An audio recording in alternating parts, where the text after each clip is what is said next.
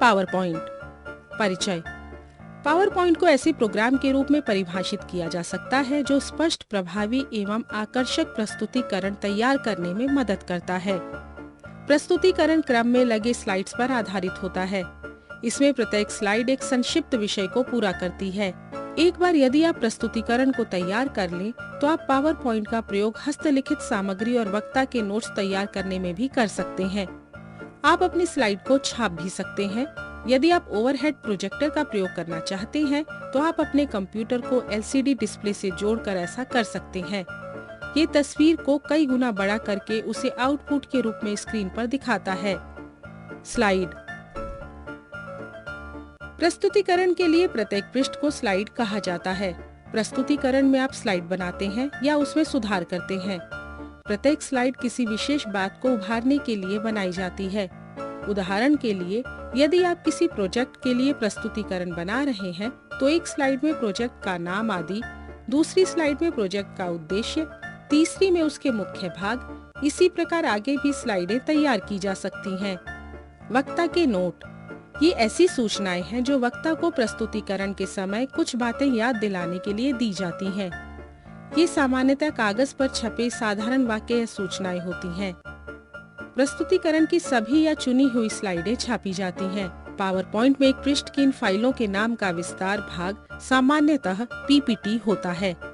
जैसे प्रोजी, पीपीटी प्रत्येक प्रस्तुतिकरण की सभी जानकारियां, वक्ता के नोट्स तथा ध्वनि आदि के प्रभाव यदि आपने शामिल किए हों, तो एक ही फाइल में रखे जाते हैं, ताकि उन्हें केवल नकल करना और प्रयोग करना सरल हो। Master slide. ये ऐसी स्लाइड होती है जिसमें ऐसी सूचना या सामग्री दी जाती है जो प्रस्तुतिकरण की प्रत्येक स्लाइड में शामिल की जाती है। उदाहरण के लिए, आप चाह सकते हैं कि आपका या कंपनी का नाम, लोगो, प्रस्तुतिकरण की तिथि आदि प्रत्येक स्लाइड पे दिखाई पड़े। ये कार्य मास्टर स्लाइड द्वारा किया जाता है। पावर पॉइंट प्रारंभ करना। MS ऑफिस के अन्य प्रोग्रामों की तरह पावर पॉइंट को भी आप डेस्कटॉप या किसी अन्य फोल्डर में उनके आइकन को डबल क्लिक करके प्रारंभ कर सकते हैं। इसकी सरल विधि, स्टार्ट मेन्यू में प्रोग्राम्स या MS ऑफिस या ऑफिस XP के सब मेन्यू में पावर पॉइंट विकल्प को क्लिक करना है। पावर पॉइंट के अंग। 1. Title bar. ये प्रोग्राम एवं फाइल का नाम प्रदर्शित करता है। 2. Menu bar.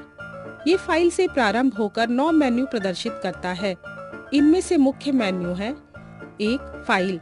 इस विकल्प के द्वारा फाइल पर कार्य करने हेतु विभिन्न होते हैं, जैसे close, new, open, print, save आदि। 2. एडिट। इस मेन्यू में कार्य क्षेत्र में किए गए कार्य में संपादन करने हेतु विकल्प होते हैं। 3. व्यू। इस मेन्यू में slide, slide sorter, slide slow, slide show, guides आदि विकल्प होते हैं। 4. इंसर्ट। इस मेन्यू में new slide, slide number, date and time picture आदि विकल्प होते हैं। 5. फॉर्मेट। इस मेन्यू में font, align, slide, format slide, colour आदि विकल्प होते हैं। 6. टूल्स। इस मेन्यू में spell check, autocorrect, customise जैसे विकल्प होते हैं। 7. Slide show. इस मेन्यू में स्लाइड शो जैसे विकल्प होते हैं। 8. विंडो। इस विकल्प के द्वारा आप विंडो को विभिन्न दिशाओं से देख सकते हैं। 9. हेल्प। इस पर विंडो से संबंधित सहायता प्राप्त होती है। 3. Standard tool bar. इसमें फाइल को खोलने, सेव करने, नई फाइल बनाने, प्रिंट करने इत्यादि से संबंधित विभिन्न टूल आइकन होते हैं। 4. Formatting bar. इस पर फॉन्ट, कलर, साइज आदि टूल्स के आइकन होते हैं। 5. वर्कस्पेस। कार्य क्षेत्र, वह स्थान जहां आप कार्य करते हैं। 6. Application menu. इस मेन्यू में विंडो को मिनिमाइज, मैक्सिमाइज, रीस्टोर तथा क्लोज करने के बटन उपलब्ध होते हैं। 7. Slide outline tab. इस टैब में किसी भी प्रेजेंटेशन में उपलब्ध सभी स्लाइड्स के आइकन उपलब्ध होते हैं। इसमें से किसी पर भी क्लिक करने से हम सीधी उस स्लाइड पर पहुंच जाते हैं। 8. Status bar. इस बार पर स्लाइड संख्या एवं संरक्षण की क्रिया होती है। 9. Drawing tool bar. इस बार में सभी प्रकार के ड्राइंग टूल्स उपलब्ध होते हैं। इन्हीं टूल्स की सहायता से हम स्लाइड में विभिन्न प्रकार के ऑब्जेक्टों का निर्माण कर सकते हैं। 10. Notes pen. किसी भी स्लाइड के बारे में किसी प्रकार के संदेश अथवा सूचना को हम नोट्स पेन में लिख सकते हैं। उस स्लाइड के पुनः प्रयोग करने पर वह नोट स्वतः ही स्क्रीन पर प्रदर्शित हो जाएंगे। 11. स्क्रॉल बार। किसी भी उपस्थित स्लाइड के क्षेत्र देखने के लिए स्क्रॉल बार का प्रयोग किया जाता है। 12. रूलर। इसका प्रयोग स्लाइड में किसी ऑब्जेक्ट के आकार व स्थिति को मापने के लिए किया जाता है। प्रस्तुतिकरण। जब आप पावर पॉइंट प्रारंभ करते हैं तो एक खाली प्रस्तुतिकरण अपने आप खुल जाता है, जिसमें प्रारंभ में केवल एक खाली स्लाइड होती है। आप इसमें अन्य बहुत सी स्लाइड जोड़ सकते हैं और उन पर अपनी आवश्यकता की सामग्री लगा सकते हैं। आप किसी वर्ड या एक्सेल दस्तावेज की तरह पहले से बनी हुई प्रस्तुतिकरण फाइल को पावर पॉइंट में खोल सकते हैं और उसको आवश्यकता के अनुसार संपादित कर सकते हैं अथवा नई स्लाइडें जोड़ सकते हैं। स्लाइड के विभिन्न पहलू। पावर पॉइंट में स्लाइडों में सूचनाएं भरने, संपादित करने तथा उन्हें देखने की कई विधियां होती हैं, जिन्हें व्यू कहा जाता है। इनके द्वारा स्लाइडों में पाठ्य भरने, संपादित करने में तथा उनको सही क्रम देने में बहुत सहायता मिलती है। पावर पॉइंट में निम्नलिखित पहलू व्यू होते हैं। 1. सामान्य view. 2. Slide sorter view. 3. Slide show view. 4. Outline view. 4. Outline view. इन सभी के बारे में नीचे विस्तार से बताया गया है। सामान्य व्यू, नॉर्मल व्यू। इस व्यू में आप पावर पॉइंट की स्लाइडों पर लगभग सभी क्रियाएं कर सकते हैं। इसमें पावर पॉइंट की विंडो को 3 भागों में बांटकर दिखाया जाता है, जैसा कि चित्र में दिखाया गया है। इस व्यू के बाएं भाग को स्लाइड पैन कहा जाता है। इसमें 2 टैब शीट हैं, आउटलाइन और स्लाइड्स आउटलाइन। टैब शीट में आप प्रत्येक स्लाइड की रूपरेखा देख सकते हैं, जिसमें स्लाइड का शीर्षक और मुख्य बिंदु शामिल होते हैं। इस टैब शीट में टेक्स्ट पर कार्य करना अर्थात पाठ्य टाइप करना, सुधारना, पंक्तियों को व्यवस्थित करना आदि सरल होता है। आवश्यक होने पर हम आउटलाइन टूल बार को भी खोल सकते हैं। इसके लिए व्यू मेन्यू में टूल बार्स के सब मेन्यू में आउटलाइन विकल्प को क्लिक कीजिए।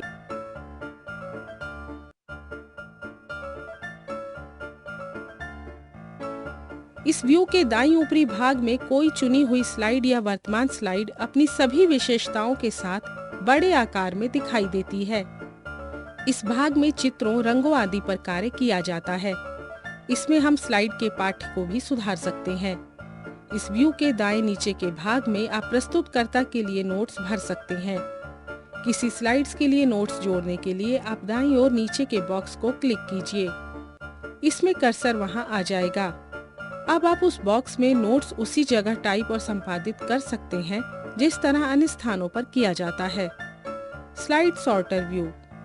इस व्यू में आप प्रस्तुतिकरण की सभी स्लाइडों को एक साथ छोटे रूप में देख सकते हैं, जिसमें सभी पाठ्य तथा चित्र भी दिखाए जाते हैं।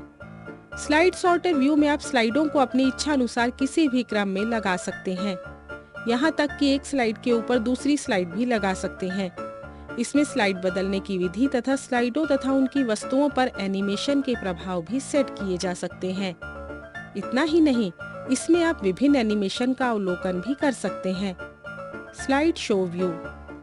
इस व्यू में पावर पॉइंट विंडो के अन्य सभी तत्वों को गायब करके एक बार में केवल एक स्लाइड को उसके पूरे रूप में दिखाया जाता है। इस व्यू का प्रयोग वास्तविक स्लाइड शो करने या उसका पूर्वाभ्यास करने में किया जाता है। इसमें आप एक अदृश्य पेन से ऐसी रेखाएं खींच सकते हैं जैसे किसी चौक से ब्लैक बोर्ड पर खींची जाती हैं। ये रेखाएं स्टोर नहीं की जाती और स्लाइड बदलने पर गायब हो जाती हैं। इस व्यू में स्लाइडों को एक एक करके निर्धारित क्रम में उनके लिए तय किए गए प्रभावों के साथ देखा जा सकता है। पावर पॉइंट में प्रस्तुतिकरण तैयार करते समय किसी विशेष कार्य के लिए उचित व्यू का चुनाव करना आवश्यक है। इसके लिए या तो व्यू मेन्यू में उचित विकल्प को चुना जाता है या पावर पॉइंट की विंडो में निचले बाएं कोने पर दिए गए व्यू बटनों का उपयोग किया जाता है। सामान्यतः किसी स्लाइड पर समस्त कार्य अपने नॉर्मल व्यू में स्वतंत्र रूप से कर सकते हैं। यदि आप नॉर्मल व्यू में स्वतंत्र रूप से कर सकते हैं, यदि आप केवल पाठ्य पर कार्य करना चाहते हैं तो इस व्यू के स्लाइड पैन में आउटलाइन व्यू में जाना सुविधाजनक होगा। स्लाइडों को किसी विशेष क्रम में लगाने के लिए स्लाइड चार्टर व्यू की सलाह दी जाती है। ध्यान रहे कि आप सभी कार्य नॉर्मल व्यू में भी कर सकते हैं। प्रस्तुतिकरण तैयार करना। पावर पॉइंट प्रारंभ करने और उसमें एक खाली प्रस्तुतिकरण खोलने के बाद उसमें स्लाइडों को एक एक करके जोड़ा जाता है। प्रत्येक स्लाइड पर आप विभिन्न वस्तुएं जैसे पाठ्य, चित्र आदि तैयार कर सकते हैं या लगा सकते हैं। आप प्रत्येक स्लाइड पर स्वतंत्र रूप से कार्य कर सकते हैं। यहाँ नई स्लाइडें और उन पर विभिन्न वस्तुएं लगाने की विधियां बताई जा रही हैं। नई स्लाइड जोड़ना। यदि आप अपने प्रस्तुतिकरण में एक नई स्लाइड जोड़ना चाहते हैं तो इंसर्ट मेन्यू में न्यू स्लाइड आदेश दीजिए अथवा फॉर्मेटिंग टूल बार में न्यू स्लाइड बटन क्लिक कीजिए। इसमें आपकी वर्तमान स्लाइड के बाद एक खाली स्लाइड जोड़ दी जाएगी और इस विंडो के टास्क पैन में आपको कई स्लाइड लेआउट दिखाई देंगे। इस पैन में उपलब्ध स्लाइड लेआउटों में से किसी के भी आधार पर आप अपनी स्लाइड बना सकते हैं। इनमें से किसी भी लेआउट को क्लिक करके चुनिए। इससे आपकी नई स्लाइड को उसी लेआउट के अनुसार कई भागों में बांट दिया जाएगा। उदाहरण के लिए, यदि आप कंटेंट लेआउट भाग में चौथे लेआउट को क्लिक करते हैं तो आपकी खाली स्लाइड 5 भागों में बांट दी जाएगी। आप स्लाइड सॉर्टर व्यू में रहते हुए भी नई स्लाइडें जोड़ सकते हैं, परंतु स्लाइड शो व्यू में नहीं जोड़ सकते। स्लाइड को सुधारना। किसी लेआउट के अनुसार जोड़ी गई खाली स्लाइड में आप पाठ्य, चित्र आदि उनके लिए निर्धारित भागों या बॉक्सों में लगा सकते हैं। इसके लिए किसी भाग को क्लिक कीजिए और अपना कार्य प्रारंभ कर दीजिए। उदाहरण के लिए, यदि आप स्लाइड का टाइटल जोड़ना चाहते हैं तो जिस भाग में क्लिक टू एंड टाइटल दिखाया जा रहा है उसमें क्लिक कीजिए। इससे वहां से वे शब्द गायब हो जाएंगे और वहां कर्सर लगा दिया जाएगा। अब अपना टाइटल टाइप करना प्रारंभ कर दीजिए। उसके फॉर्मेट की चिंता अभी मत कीजिए। जब पूरा टाइटल टाइप हो जाए तो उस बॉक्स के बाहर कहीं क्लिक कीजिए। इससे वह टाइटल वहीं स्थिर हो जाएगा। बाद में आप उस टाइटल के फॉन्ट, रंग, स्टाइल आदि को बदल या सुधार सकते हैं। आवश्यक होने पर आप उस भाग या क्षेत्र के आकार को भी बदल सकते हैं। इसी प्रकार आप किसी क्लिक टू ऐड टेक्स्ट शब्द दिखाने वाले भाग को क्लिक करके उसमें बुलेटेड पाठ्य भी जोड़ सकते हैं। आपके पाठ्य के प्रत्येक पैराग्राफ को एक बुलेट चिन्ह के साथ स्लाइड पर लगा दिया जाता है। जब आप एक आइटम को पूरा टाइप कर लें तो एंटर दबाएं। इससे अगली पंक्ति में एक नया बुलेट चिन्ह आ जाएगा और आप उसके सामने अगला बुलेट आइटम टाइप कर सकते हैं। जब आप ऐसे किसी टेक्स्ट होल्डर को क्लिक करते हैं तो पाते हैं कि वे वास्तव में टेक्स्ट बॉक्स हैं, जो स्वतंत्र रूप से जोड़े और लगाए जाते हैं। इन पर कार्य करना MS ऑफिस के साधारण टेक्स्ट बॉक्सों पर कार्य करने की तरह ही होता है। कोई नया टेक्स्ट बॉक्स जोड़ने के लिए इंसर्ट मेन्यू में टेक्स्ट बुक आदेश दीजिए। इससे माउस पॉइंटर एक नीचे की ओर संकेत करने वाले तीर में बदल जाएगा। इससे स्लाइड पर किसी खाली जगह पर क्लिक कीजिए और माउस बटन को दबाए रखकर नीचे तथा दाएं ओर इस प्रकार खींचिए कि आवश्यक आकार का एक आयताकार बॉक्स बन जाए। माउस बटन छोड़ते ही वहां एक टेक्स्ट बॉक्स बन जाएगा और कर्सर उसमें लगा होगा। अब उसमें कोई भी पाठ्य टाइप कर सकते हैं। पाठ्य की तरह आप अन्य वस्तुओं को लगा सकते हैं। इसके लिए click icon to add content शब्द प्रदर्शित करने वाले प्लेस होल्डर या बॉक्स में क्लिक कीजिए। इस संदेश के साथ उसमें 6 प्रकार की वस्तुओं के आइकन दिए गए हैं: सारणी, चार्ट, क्लिक चार्ट, चित्र, रेखा चित्र और मीडिया क्लिप। आप अपने प्रस्तुतिकरण में इनमें से किसी भी प्रकार की वस्तु जोड़ने के लिए उसके आइकन को क्लिक कर सकते हैं। पाठ्य को संपादित करना और सरकाना। पावर पॉइंट में पाठ्य पर कार्य करना MS ऑफिस की तरह ही है। आप नॉर्मल व्यू में पाठ्य पर कार्य कर सकते हैं। किसी स्लाइड पर कोई भी पाठ्य किसी टेक्स्ट बॉक्स या पाठ्य होल्डर में लगाया जाता है। इनके चारों ओर की सीमा रेखा सामान्यतः छापी नहीं जाती। इनमें कोई पाठ्य लगाने के लिए वहां क्लिक करके कर्सर लगाया जाता है और फिर साधारण टेक्स्ट आधारित संपादन क्रियाएं की जा सकती हैं। पाठ्य के हटाने, सरकाने या नकल करने के लिए आप पाठ्य का चुनाव करके एडिट मेन्यू के डिलीट, कट, कॉप्ट तथा पेस्ट आदेशों का पालन कर सकते हैं। पावर पॉइंट में एक बॉक्स या स्लाइड भरे जाने पर पाठ्य को अपने आप अगले बॉक्स से अगली स्लाइड में नहीं ले जाया जाता, क्योंकि प्रत्येक बॉक्स और स्लाइड अपने आप में स्वतंत्र होती है। यदि आप किसी पाठ्य को 2 स्लाइडों में बांटना चाहते हैं तो उसका कोई भाग चुनकर कट आदेश से क्लिपबोर्ड में कॉपी कर लीजिए और फिर दूसरी साइड पर किसी अन्य टेक्स्ट बॉक्स में पेस्ट साइड पर किसी अन्य टेक्स्ट बॉक्स में पेस्ट आदेश से लगा। पाठ्य को फॉर्मेट करना। पावर पॉइंट प्रत्येक प्रस्तुतिकरण के लिए फॉन्ट, रंग, आकार आदि स्वयं तय कर लेता है, लेकिन आप चाहें तो किसी भी स्लाइड या सभी स्लाइडों के लिए इसे छोड़कर अपने अलग स्टाइल तय कर सकते हैं। इस कार्य में फॉर्मेटिंग टूलबार के बटन, कुंजी पटल के शॉर्टकट आदेशों या फॉर्मेट मेन्यू के विकल्पों का प्रयोग किया जाता है। ये सभी साधन MS ऑफिस के अन्य सभी प्रोग्रामों से मिलते जुलते हैं। आप जिस पाठ्यक्रम को फॉर्मेट करना चाहते हैं, सबसे पहले उसे चुन लीजिए और उचित आदेश जारी कीजिए या उचित फॉर्मेट बटन क्लिक कीजिए। किसी टेक्स्ट को फॉर्मेट करने का सबसे प्रमुख साधन फॉर्मेट मेन्यू का फॉन्ट आदेश है, जिसमें आप एक साथ सभी सेटिंग्स कर सकते हैं। टेक्स्ट चुनने के बाद ये आदेश देने पर आपको फॉन्ट का डायलॉग बॉक्स प्राप्त होता है। इस डायलॉग बॉक्स में आप फॉन्ट चुनने के अलावा टेक्स्ट की स्टाइल, आकार, रंग तथा विशेष प्रभावों की सेटिंग एक साथ कर सकते हैं। इसके अतिरिक्त आप अक्षर से ऊपर लिख सकते हैं या अक्षर से नीचे लिख सकते हैं। इसके लिए फॉन्ट डायलॉग बॉक्स को उसी प्रकार प्रयोग करें जैसे वर्ड में करते हैं। फॉन्ट कलर सेट करना। प्रस्तुतिकरण में पाठ्य को विभिन्न रंगों को लगाने से प्रस्तुतिकरण की स्लाइड अधिक आकर्षक बन जाती है। आप पाठ्य को अनेक रंगों में लगा सकते हैं। किसी पाठ्य का रंग बदलने या सेट करने के लिए पहले उसे चुन लीजिए। आप स्टैंडर्ड टूल बार में फॉन्ट कलर टूल के ड्रॉप डाउन लिस्ट बॉक्स के तीर के बटन को क्लिक कीजिए। इससे कलर पैलेट खुल जाएगी। इस पट्टी में कई क्लिक प्रमुख रंग दिए होते हैं। आप इनमें से किसी भी रंग को क्लिक करके चुन सकते हैं। यही कार्य आप ऊपर बताई गई विधि से फॉन्ट डायलॉग बॉक्स खोलकर और उसमें colour drop down list box को क्लिक करके कर सकते हैं। उससे भी यही कलर पैलेट खुलती है। यदि आप इन रंगों से संतुष्ट नहीं हैं तथा अधिक रंग चाहते हैं तो इस कलर पैलेट में सबसे नीचे दिए गए मोर कलर बटन को क्लिक कीजिए। इससे कलर्स का डायलॉग बॉक्स खुल जाएगा। इसमें सैकड़ों रंगों को दिखाया गया है। आप इसमें किसी भी रंग को क्लिक करके चुन सकते हैं, फिर ओके बटन को क्लिक कीजिए। इससे पाठ्य उसी रंग में बदल जाएगा और इसके साथ ही वह रंग ऊपर की कलर पैलेट से भी जुड़ जाएगा, ताकि अगली बार आप उसे सरलता से चुन सके। बैकग्राउंड सेट करना।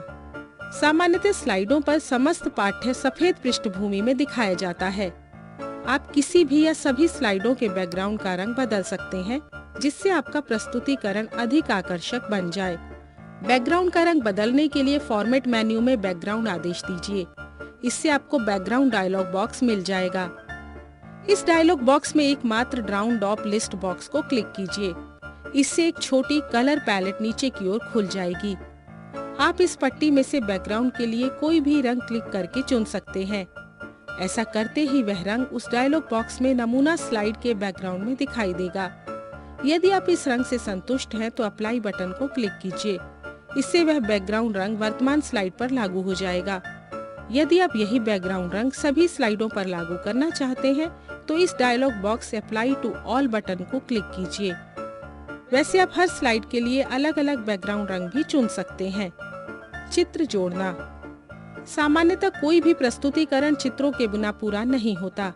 विषय को अच्छी तरह समझाने तथा श्रोताओं को प्रभावित करने के लिए भी स्लाइडों में विभिन्न प्रकार के चित्र सम्मिलित करना आवश्यक होता है। पावर पॉइंट में हमें ये सुविधा मिलती है कि हम केवल MS ऑफिस के सभी प्रोग्रामों बल्कि बाहर के सभी प्रमुख पैकेजों जैसे Corel Draw, paint, Photoshop, photo paint आदि द्वारा तैयार किए गए चित्रों, ग्राफों, फोटो आदि सामग्री को अपने प्रस्तुतिकरण में शामिल कर सकते हैं। फाइलों से चित्र जोड़ना। यदि आप किसी फाइल में उपलब्ध कोई बाहरी चित्र अपनी स्लाइड पर लगाना चाहते हैं तो इसके लिए निम्न प्रकार की क्रियाएं कीजिए। 1. अपने प्रस्तुतिकरण की उस स्लाइड को चुनिए जिसमें आप चित्र जोड़ना चाहते हैं। 2. इंसर्ट मेन्यू के पिक्चर्स आदेश पर माउस पॉइंटर लाइए। इससे उसका झरना या सब मेन्यू खुल जाएगा। 3.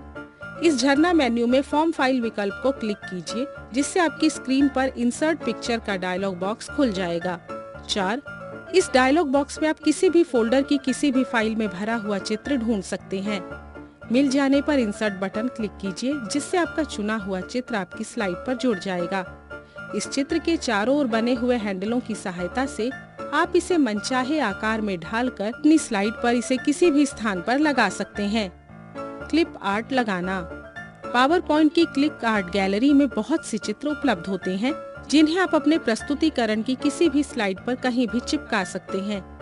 इसके लिए पहले स्लाइड व्यू में उसके स्लाइड पर आइए और चित्र के लिए जगह बनाइए। अब क्लिप आर्ट गैलरी में खोलने के लिए इंसर्ट मेन्यू पिक्चर आदेश के झरने में क्लिप आर्ट विकल्प को क्लिक कीजिए।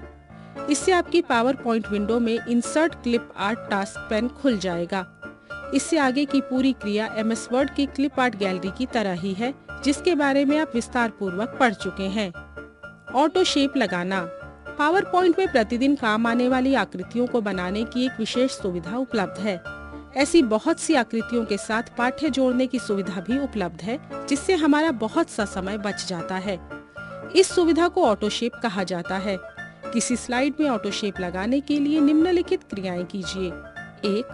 स्लाइड व्यू में उस स्लाइड पर आइए जिसमें आप ऑटो शेप जोड़ना चाहते हैं। 2. इंसर्ट मेन्यू के पिक्चर आदेश के झरना मेन्यू में ऑटो शेप्स आदेश दीजिए। इससे आपकी स्क्रीन पर ऑटो शेप का टूल बार खुल जाएगा, जैसा कि दाईं ओर के चित्र में दिखाया गया है। 3. इस टूल बार में कई बटन हैं जो विभिन्न प्रकार की आकृतियों से संबंधित है, जैसे रेखाएं, संयोजक, फ्लो चार्ट, कॉल आउट आदि। जब भी आप किसी बटन को क्लिक करते हैं अथवा माउस पॉइंटर उस जगह पर लाते हैं, उस श्रेणी की आकृतियां दिखाई पड़ने लगती हैं। आप माउस पॉइंटर तुरंत नीचे लाकर इनमें से कोई भी आकृति क्लिक करके चुन सकते हैं। उदाहरण के लिए, जब आप कॉल आउट बटन को क्लिक करते हैं तो उसकी उपलब्ध आकृतियां दिखाई देती हैं। 4. कोई भी आकृति चुनते ही आप वापस स्लाइड में आ जाते हैं और माउस पॉइंटर पर धन चिन्ह में बदल जाता है।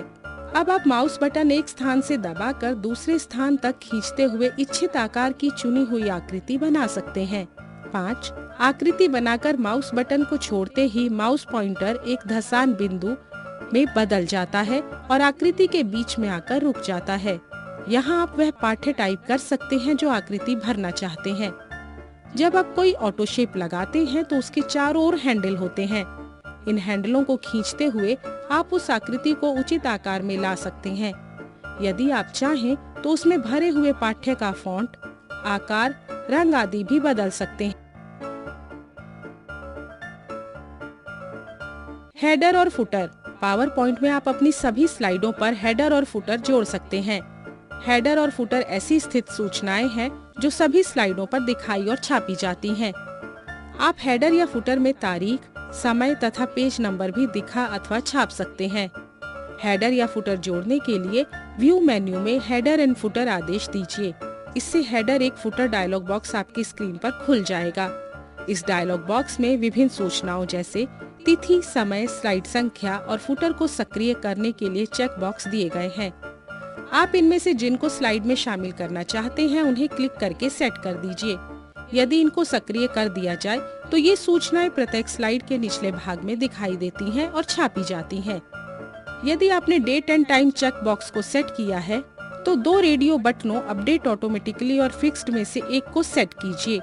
यदि आप पहले रेडियो बटन को सेट करते हैं तो इसे नीचे के टेक्स्ट बॉक्स में वह तारीख टाइप कीजिए जिसको आप हर बार दिखा और छापना चाहते हैं। इसी प्रकार आप फुटर चेक बॉक्स को सेट करके और उसके नीचे के टेक्स्ट बॉक्स को सूचना भरकर उस सूचना को हर स्लाइड पर नीचे की ओर प्रदर्शित कर सकते हैं।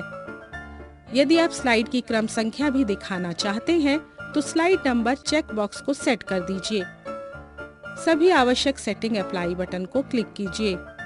सभी आवश्यक सेटिंग करके अप्लाई बटन को क्लिक कीजिए।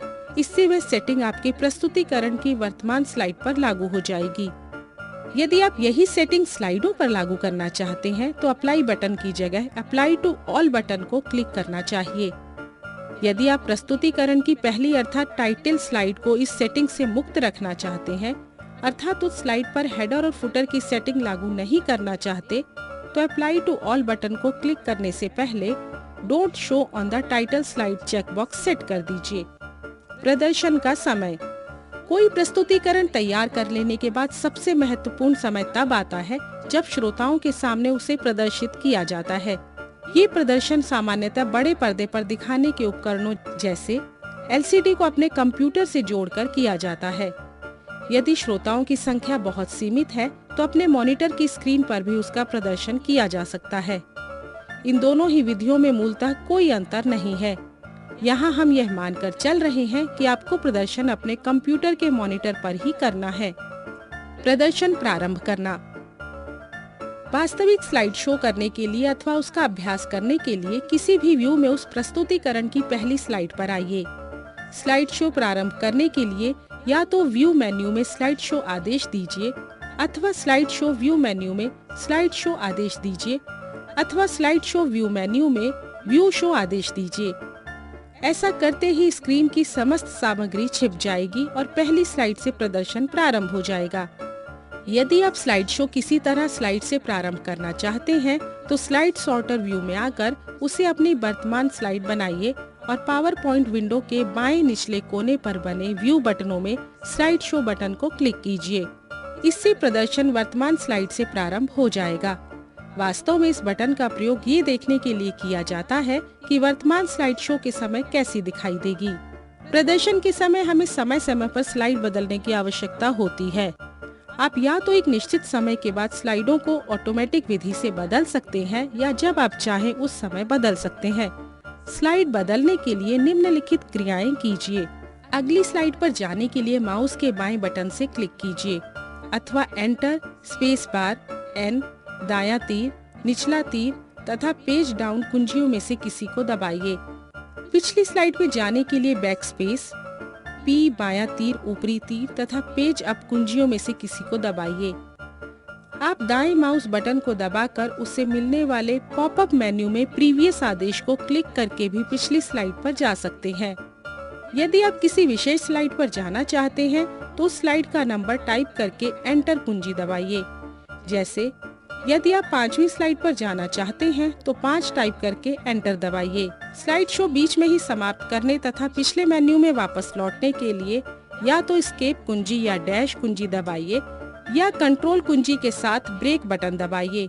इससे स्लाइड शो समाप्त हो जाएगा और आप अपने पिछले व्यू में वापस आ जाएंगे। सभी स्लाइडें प्रदर्शित हो जाने पर अगली स्लाइड पर जाने को कोई बटन दबाने से भी शो समाप्त होकर आप पिछले व्यू में लौट आते हैं। स्लाइड परिवर्तन। आपने टेलीविजन पर दृश्य बदलने के अनेक रूपों को देखा होगा। कभी नया चित्र बीच में से पैदा हो जाता है और चारों ओर फैलता हुआ पूरी स्क्रीन पर छा जाता है, तो कभी चारों ओर चौखटे के रूप में शुरू होता है और चौड़ा होता हुआ पूरी स्क्रीन को ढक लेता है। कभी बाईं ओर से सरकता हुआ प्रकट होता है तो कभी दाईं ओर से। कभी एक तरह से उड़ता हुआ आता है तो कभी धुंधला होता हुआ बदल जाता है। ऐसे सभी प्रभावों को स्लाइड परिवर्तन के प्रभाव कहा जाता है। आप अपने प्रस्तुतिकरण में भी ऐसे प्रभाव उत्पन्न कर सकते हैं। इसके लिए नॉर्मल व्यू में आइए और जिस स्लाइड के लिए आप परिवर्तन प्रभाव सेव करना चाहते हैं उसे वर्तमान स्लाइड बनाइए। अब स्लाइड शो मेन्यू में स्लाइड ट्रांजिशन आदेश दीजिए। इससे आपकी पावर पॉइंट विंडो में टास्क पेन में स्लाइड ट्रांजिशन पेन खुल जाएगा। आप इस पेन में सभी प्रकार के ट्रांजिशन प्रभाव सेट कर सकते हैं। इस पेन के अप्लाई टू सेलेक्टेड स्लाइड्स भाग में दिए हुए विकल्पों में से स्लाइड परिवर्तन का प्रभाव कोई भी चुन सकते हैं। जैसे ही आप कोई विकल्प चुनते हैं उसका नमूना वर्तमान स्लाइड पर दिखाई पड़ता है। यदि आपने इस पेन से सबसे निचले भाग में ऑटो प्रीव्यू चेक बॉक्स को सेट कर रखा हो, इस पेन के मॉडिफाई ट्रांजिशन भाग में आप स्लाइड बदलने की गति भी सेट कर सकते हैं। इसके लिए स्पीड लिस्ट बॉक्स 3 विकल्प उपलब्ध है, धीमा, मध्यम तथा तेज। अब जो भी विकल्प सेट करते हैं उसका नमूना वर्तमान स्लाइड पर तत्काल दिखाया जाता है। यदि आपके कंप्यूटर में ध्वनि कार्ड और स्पीकर लगा है तो आप स्लाइड परिवर्तन के समय विभिन्न प्रकार की ध्वनियां भी उत्पन्न कर सकते हैं, जैसे कैमरा क्लिक करने की आवाज, कांच टूटने की आवाज, गोली चलने की आवाज आदि। इसके लिए इस भाग के sound drop down list box में अपनी पसंद की आवाज चुन लीजिए। यदि आपके कंप्यूटर के साथ स्पीकर नहीं है तो नो साउंड विकल्प को सेट कीजिए। इस पेन के एडवांस स्लाइड भाग में ऑटोमेटिकली आफ्टर चेक बॉक्स को सेट करके अपने आप स्लाइड बदलने का समय भी सेकेंडों में सेट कर सकते हैं। इसके बजाय आप on mouse click check box को सेट करके स्लाइड बदलने का कार्य अपने हाथ में ले सकते हैं। आपके द्वारा की गई सभी सेटिंग सामान्यतः चालू स्लाइड पर लागू होती है। यदि आप उस सेटिंग को प्रस्तुतिकरण की सभी स्लाइडों पर लागू कराना चाहते हैं, तो सेटिंग करने के बाद apply to all slides button को क्लिक कीजिए। स्लाइड सॉर्टर व्यू में आप एक साथ कई स्लाइडों को चुनकर उनके लिए एक जैसे प्रभाव सेट कर सकते हैं। एक से अधिक स्लाइडों को चुनने के लिए कंट्रोल कुंजी को दबाए रखकर उन्हें क्रमशः क्लिक कीजिए। प्रस्तुतिकरण का पूर्वाभ्यास। पावर पॉइंट में आप अपने कंप्यूटर पर ही प्रस्तुतिकरण का पूर्वाभ्यास कर सकते हैं। इससे आप स्लाइडों को स्क्रीन पर रखने को अनुमानित भी ज्ञात कर सकते हैं, ताकि आपको उपलब्ध या दिए गए समय के अनुसार आप अपना प्रस्तुतिकरण तैयार कर सकते हैं। पूर्वाभ्यास करना तथा स्लाइडों का समय तय करना, इन दोनों ही कामों के लिए स्लाइड शो मेन्यू में रिहर्सल टाइमिंग्स आदेश कीजिए। ऐसा करते ही स्लाइड शो प्रारंभ हो जाएगा और इसके साथ ही स्क्रीन के किसी कोने पर दाईं ओर के चित्र की तरह रिहर्सल का छोटा सा डायलॉग बॉक्स खुल जाएगा। इस डायलॉग बॉक्स में अन्य बटनों के साथ एक विराम घड़ी भी बनी होती है। पहली स्लाइड स्क्रीन पर आते ही ये घड़ी 0 सेकंड से प्रारंभ हो जाती है। इसकी सहायता से आप अपने प्रस्तुतिकरण का रिहर्सल प्रारंभ कर सकते हैं।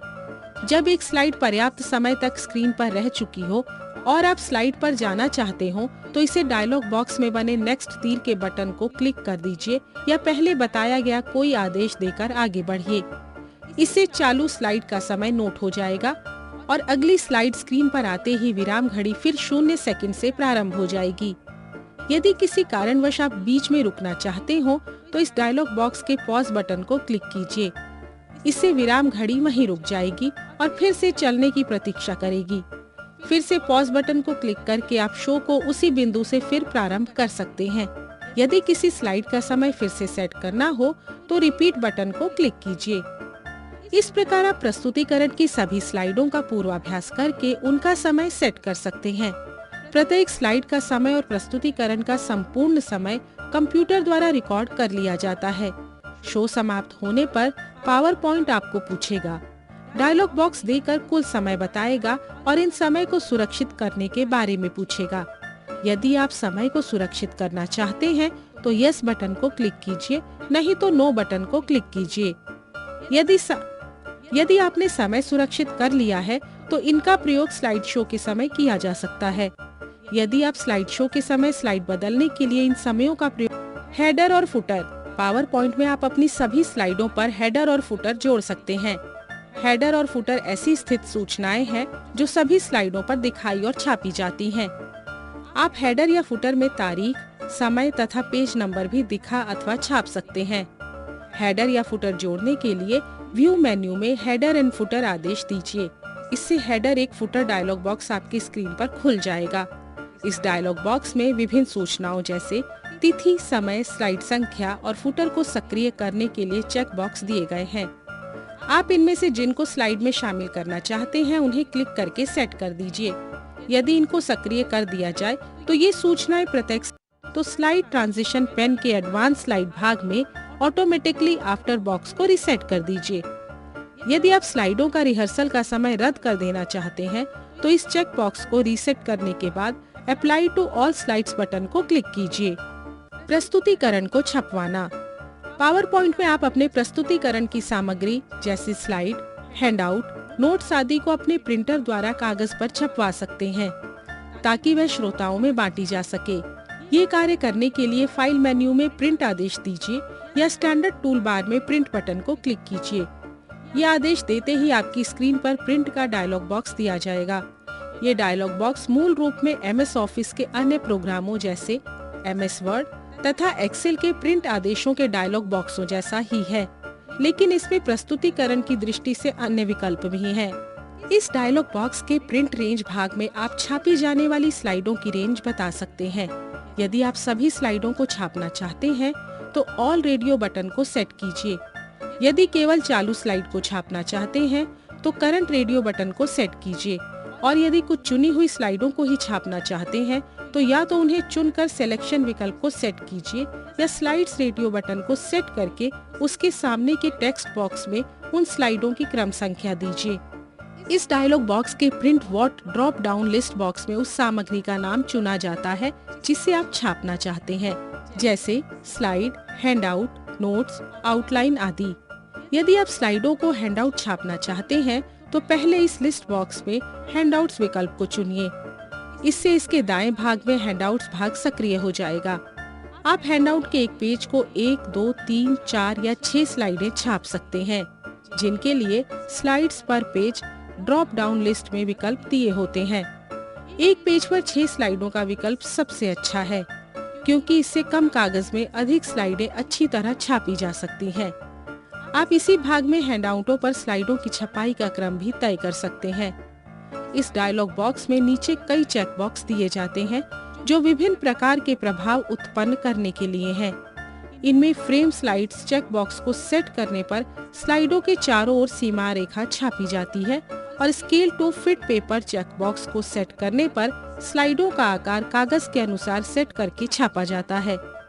सभी आवश्यक सेटिंग करने के बाद ओके बटन को क्लिक कीजिए, जिससे छपाई प्रारंभ हो जाएगी। यदि आप स्लाइडों, आउटलाइन या नोट्स आदि की छपाई की विधि या उनके बीच का हाशिया आदि सेट करना चाहते हैं तो फाइल मेन्यू का पेज सेटअप आदेश दीजिए। इससे आपका डायलॉग बॉक्स आपकी स्क्रीन पर खुल जाएगा। तो स्लाइड ट्रांजिशन पेन के एडवांस स्लाइड भाग में ऑटोमेटिकली आफ्टर बॉक्स को रिसेट कर दीजिए। यदि आप स्लाइडों का रिहर्सल का समय रद्द कर देना चाहते हैं तो इस चेक बॉक्स को रीसेट करने के बाद apply to all slides button को क्लिक कीजिए। प्रस्तुतिकरण को छपवाना। पावर पॉइंट में आप अपने प्रस्तुतिकरण की सामग्री जैसे स्लाइड, हैंडआउट, नोट्स आदि को अपने प्रिंटर द्वारा कागज पर छपवा सकते हैं, ताकि वह श्रोताओं में बांटी जा सके। ये कार्य करने के लिए फाइल मेन्यू में प्रिंट आदेश दीजिए या स्टैंडर्ड टूल बार में प्रिंट बटन को क्लिक कीजिए। ये आदेश देते ही आपकी स्क्रीन पर प्रिंट का डायलॉग बॉक्स दिया जाएगा। ये डायलॉग बॉक्स मूल रूप में MS ऑफिस के अन्य प्रोग्रामों जैसे MS वर्ड तथा एक्सेल के प्रिंट आदेशों के डायलॉग बॉक्सों जैसा ही है, लेकिन इसमें प्रस्तुतिकरण की दृष्टि से अन्य विकल्प भी हैं। इस डायलॉग बॉक्स के प्रिंट रेंज भाग में आप छापी जाने वाली स्लाइडों की रेंज बता सकते हैं। यदि आप सभी स्लाइडों को छापना चाहते हैं तो ऑल रेडियो बटन को सेट कीजिए। यदि केवल चालू स्लाइड को छापना चाहते हैं तो करंट रेडियो बटन को सेट कीजिए, और यदि कुछ चुनी हुई स्लाइडों को ही छापना चाहते हैं तो या तो उन्हें चुनकर सिलेक्शन विकल्प को सेट कीजिए या स्लाइड्स रेडियो बटन को सेट करके उसके सामने के टेक्स्ट बॉक्स में उन स्लाइडों की क्रम संख्या दीजिए। इस डायलॉग बॉक्स के print what drop down list box में उस सामग्री का नाम चुना जाता है जिसे आप छापना चाहते हैं, जैसे स्लाइड, हैंडआउट, नोट्स, आउटलाइन आदि। यदि आप स्लाइडों को हैंडआउट छापना चाहते हैं तो पहले इस लिस्ट बॉक्स में हैंडआउट्स विकल्प को चुनिए। इससे इसके दाएं भाग में हैंडआउट्स भाग सक्रिय हो जाएगा। आप हैंडआउट के एक पेज को 1, 2, 3, 4 या 6 स्लाइडें छाप सकते हैं, जिनके लिए स्लाइड्स पर पेज ड्रॉप डाउन लिस्ट में विकल्प दिए होते हैं। एक पेज पर 6 स्लाइडों का विकल्प सबसे अच्छा है, क्योंकि इससे कम कागज में अधिक स्लाइडें अच्छी तरह छापी जा सकती हैं। आप इसी भाग में हैंडआउटों पर स्लाइडों की छपाई का क्रम भी तय कर सकते हैं। इस डायलॉग बॉक्स में नीचे कई चेक बॉक्स दिए जाते हैं जो विभिन्न प्रकार के प्रभाव उत्पन्न करने के लिए हैं।